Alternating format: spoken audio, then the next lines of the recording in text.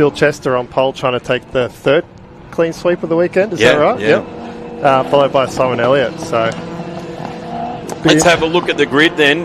Michael Trathen will line up on position number 3 in his little midget there. It certainly does get overshadowed when you see all these cars on track there, but Michael makes sure that he isn't overshadowed whilst he's driving at P3 in the race earlier today, so he'll start out at 3. John Cox is next in the number 95, Tony Vollebrecht in the 48, Danny Siama in the 15, David Bajent in the number 64, Naam Ailif in the number 14 will start out of 8th position.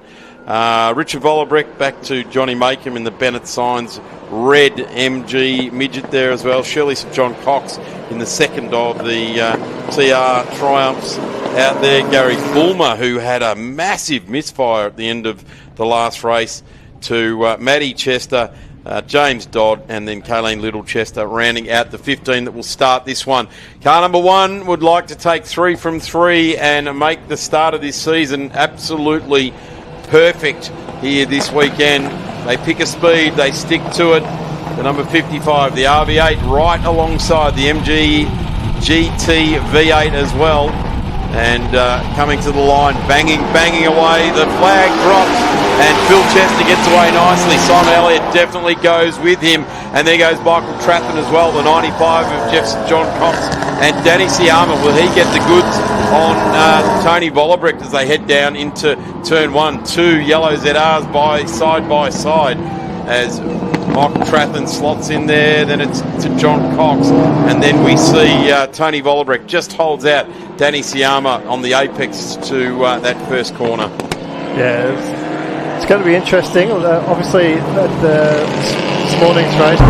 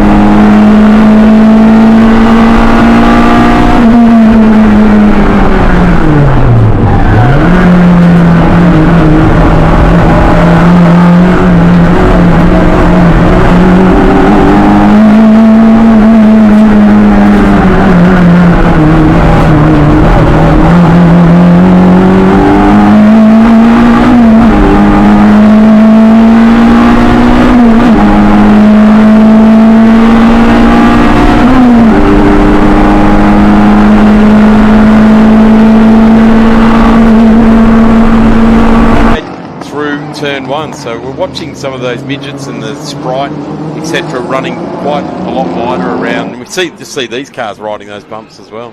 Yeah, the ZRs along that 1-2 complex, they really bounce in the rear with the no weight and those bumps, but there is a way around those bumps, but I won't broadcast it. Well, I think John Makem and the guys in the midgets there as well are trying to find exactly the same way around those bumps. It's exploring something other than what you think is the racing line. The racing line will still be the racing line, but if it's not fast and it's destroying your car, then you've got to try something else, don't you? Yeah, that's right.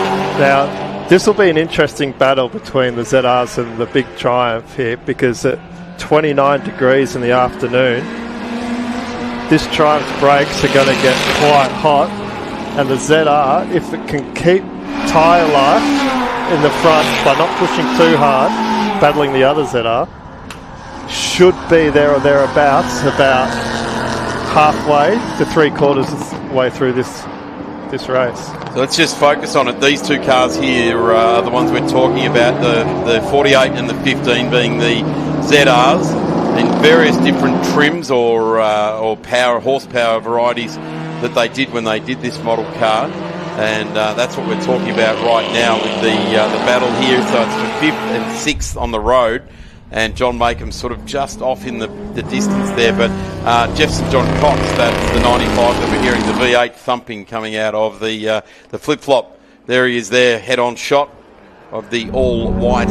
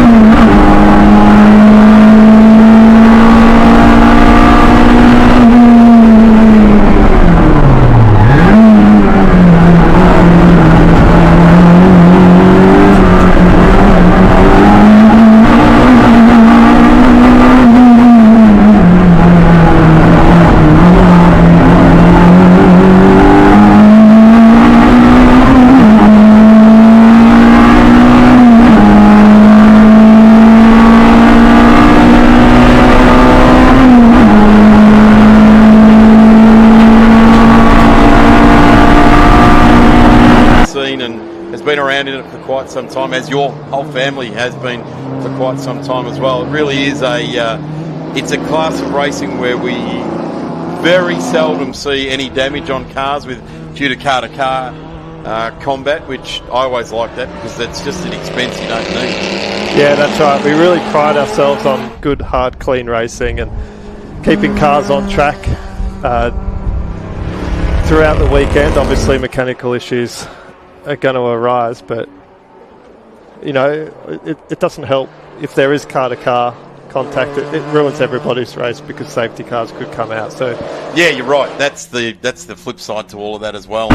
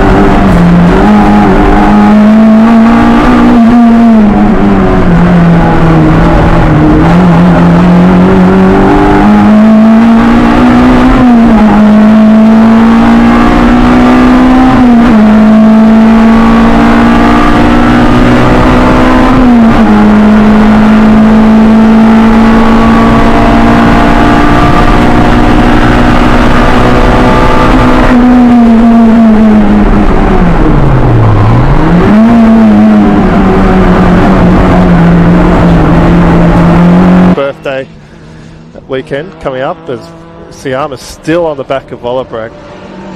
These two yellow cars, well, the only one that sort of mixed up their weekend was you coming through there in the race earlier today. Yeah, our three cars are all very similar, all basically the very exact same engine, same amount of power that's coming out of them. So good fun, close racing. All right, I've got a question for you. Your car has MGZR 160 on the number plate, and Danny Siama's has MGZR 190. So my car started as a 160. Yep. And I found the pot of gold with a 190 around the place and snatched it up real quick and did the engine transplant. So what is it? What's the significance of 160 and 190? The 160 back in the Trophy Series in the UK is basically your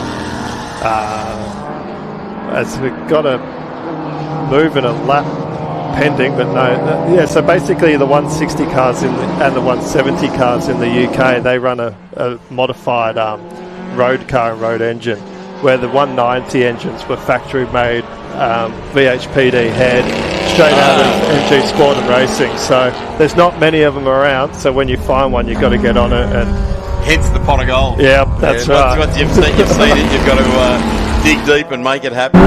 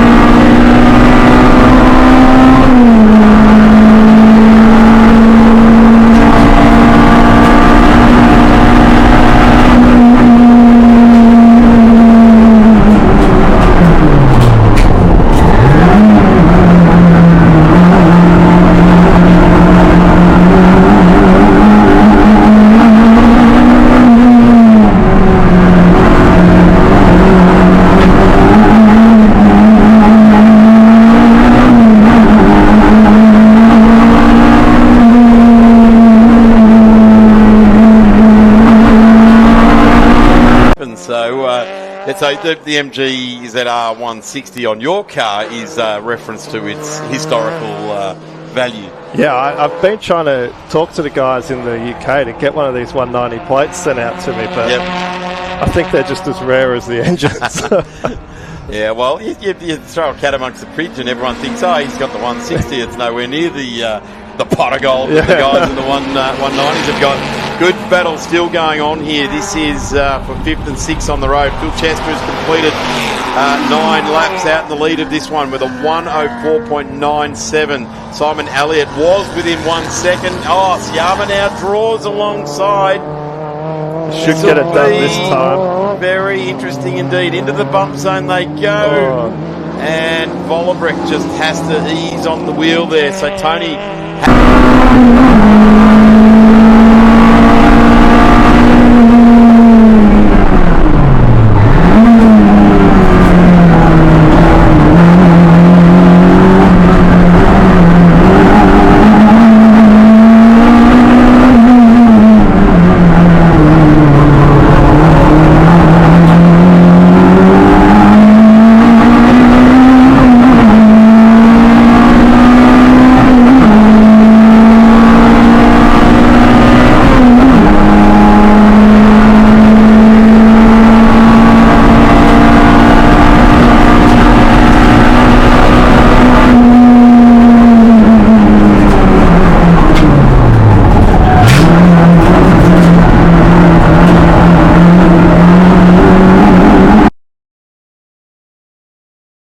see Siama through. He's going to stuff the nose again down into the run up to Mount Jane.